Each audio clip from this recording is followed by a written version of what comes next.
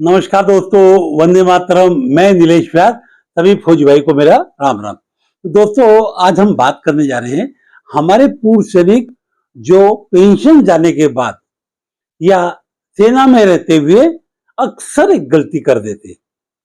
एक डॉक्यूमेंट की गलती कितनी भारी पड़ती है, ये हम आए दिन देखते रहते हैं। तो आज इसी पे बात करने जा रहे हैं कि आप क्या गलती कर देते हो, उसको बचने का उपाय क्या है।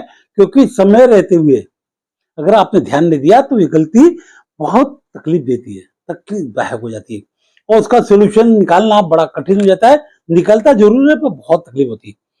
आप अपने परिवार के लिए, आप अपने बच्चों के लिए सेना में जाते हो, नौकरी करते हो, रिटायरमेंट के बाद पेंशन लेते हो, दूसरा काम भी करते हो और सब कुछ परिवार के लिए करते हो। तो क्यों ना ऐसी गलती से बचने के लिए हमारे परिवार को तकलीफ ना हो, तो आज समय रहते हुए इसके ऊपर ध्यान देने की जरूरत है।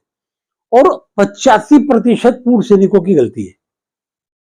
बहुत बताने के बाद बहुत सारे इसके ऊपर वीडियो भी आते हैं, जानकारी आती है, व्हाट्सएप में आती है, फिर भी अक्सर ये गलती देखने को मिलती है। और ऐसे पूर्व सैनिक जो कुछ समय पहले रिटायर्ड हुए हैं, 2 4 5 10 साल पहले, तो उनकी तो बहुत बड़ी समस्या है। इस समस्या बचने के लिए क्या करना क्या नहीं करना, 2 3 छोटी छोटी बातें हैं, पर आपको बताना इसलिए जरूरी है कि मेरे पास ऐसे बहुत सारे केस आते हैं और वहां पे उनको बहुत तकलीफ होती है।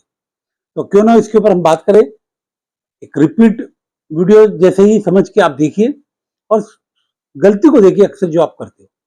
ध्यान दीजिए, समय रहते हुए काम करोगे तो आपको तकलीफ नहीं आएगी। तो सबसे पहले हम बात करते हैं कि हमारे रिकॉर्ड में या पीपीओ में या डिस्चार्ज बुक में जैसा नाम हमारे स्पाउस का है, उनका डेट ऑफ बर्थ है, क्या हमारे आधार कार्ड में भी वैसे ही है?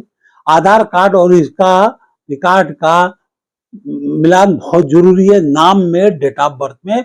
और ये हमेशा देखने में आया कि यहाँ पे बहुत बड़ी गलती होती है। तो इसको सुधारने के लिए आप प्रयास पहले दिन से करिए। डिस्चार्ज बुक निकालिए, आधार कार्ड निकालिए, चेक करिए कहीं गलती तो नहीं है। और अगर आपने इसका समय पर ध्यान दिया तो आपके मृत्यु के पश्चात आपके परिवार की फैमिली पेंशन शुरू होने में तकलीफ नहीं होगी। नहीं तो 8 8 साल, 5 5 साल लग रहे हैं। बहुत सारे पेपर में भी आते हैं। फिर उस समय गलती को करना आसान नहीं हो जाता, दुरुस्त करना। तो इसके लिए आप ध्यान दीजिए और अपना पहले ही अपने मिसेज का आधार कार्ड और डिस्चार्ज बुक में देख लीजिए। अगर पीपीओ में डेट ऑफ बर्थ नहीं आ रही, नाम नहीं आ रही, तो उसको सुधार लीजिए। बहुत आसानी से काम हो जाएगा। पर डेथ के बाद बहुत मुश्किल पड़ता है। दूसरा दोस्तों, अगर किसी पूर्व सैनिक ने रिटायरमेंट के बाद उसकी पहली पत्नी से डिवोर्स हो गया, उसकी डेथ हो गई और दूसरी शादी कर ली है, तो उसका भी पार्ट ऑर्डर नहीं करते। अगर आपने शादी की है तो आप पक्का ही पार्ट ऑर्डर कराइए। अगर उनको क्लेम नहीं मिलेगा तो बहुत तकलीफ होगी। तो उसके लिए आपको समय रहते हुए ही पार्ट ऑर्डर करा दीजिए। और पार्ट ऑर्डर कराने के लिए जिला सैनिक बोर्ड जाना पड़ेगा।